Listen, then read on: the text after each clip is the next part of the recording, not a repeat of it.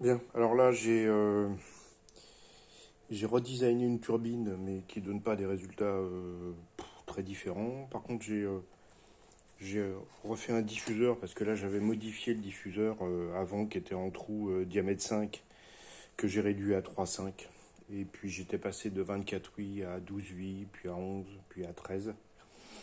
Donc là je me suis fixé sur 14 oui, qui est en fait la moitié du nombre de pales. J'ai 28 pales sur la turbine. Donc 14 oui en périphérie, qui ont un diamètre 4. J'ai fait vraiment un diffuseur qui est très très simple, très plat, je dirais, enfin qui prend pas beaucoup de place. Ça pourra m'être utile par la suite. Donc j'ai designé un truc qui est très épuré, qui demande peu de temps à graver. J'en ai eu pour 3 heures, donc ça va.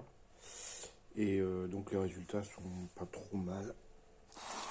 Allons-y.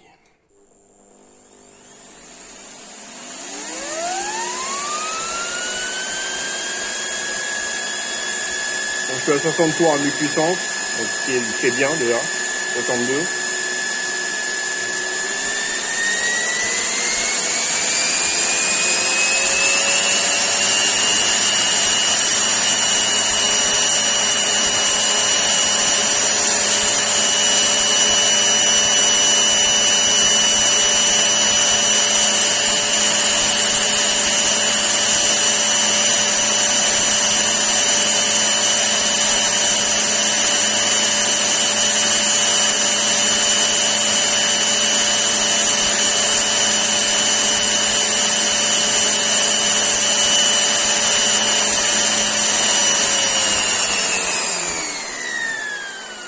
Bon, 106, 107 en pointe, donc ce qui m'amène à entre 6300 et 6400 tours, quoi.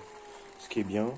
Euh, donc je suis assez content du résultat, compte tenu de la, comment dirais-je, de la finesse du, du diffuseur qui prend absolument pas de place. Donc pour faire quelque chose de compact, c'est intéressant. Et donc voilà, donc j'ai une vitesse de rotation. J'ai fait un test de coupe tout à l'heure.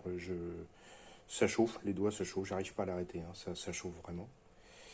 Donc il me reste encore une dernière optimisation de turbine à faire pour voir si je peux pas gagner de ce côté-là encore. Et puis après, je vais m'arrêter, je vais fixer les idées. Je vais rester sur 28 balles, sur 14 oui, ça me paraît bien. Avec un débit 4 mm sur chaque oui. Euh, Par rapport à ce souffleur-là, c'est cohérent. Donc voilà, on va travailler là-dessus. Que dire encore d'autre? Après, il faudra que je passe à la modélisation d'un compresseur basse vitesse. Donc ça, j'ai commencé, mais j'ai pas fini. Compresseur basse vitesse, de manière à ce qu'il arrive à me faire un flux. Alors j'ai fait des mesures avec un anémomètre. Où est-il cet anémomètre là? Voilà, j'ai fait une mesure de flux avec un anémomètre comme ça, voilà. Et en sortie de bouche, à fond des malons, j'ai 44 mètres secondes. 44 mètres secondes sur une embouchure qui fait 23 mm. Donc ça me donne une idée en fait de ce dont je vais avoir besoin que me produise le compresseur. Donc je vais faire un compresseur qui soit le plus basse vitesse possible. Et puis au moment où il parviendra à me donner cette valeur de flux sur le même diamètre, eh bien, je mesurerai la puissance dont il a besoin. Et comme ça, je ferai une équivalence. Voilà la suite des choses.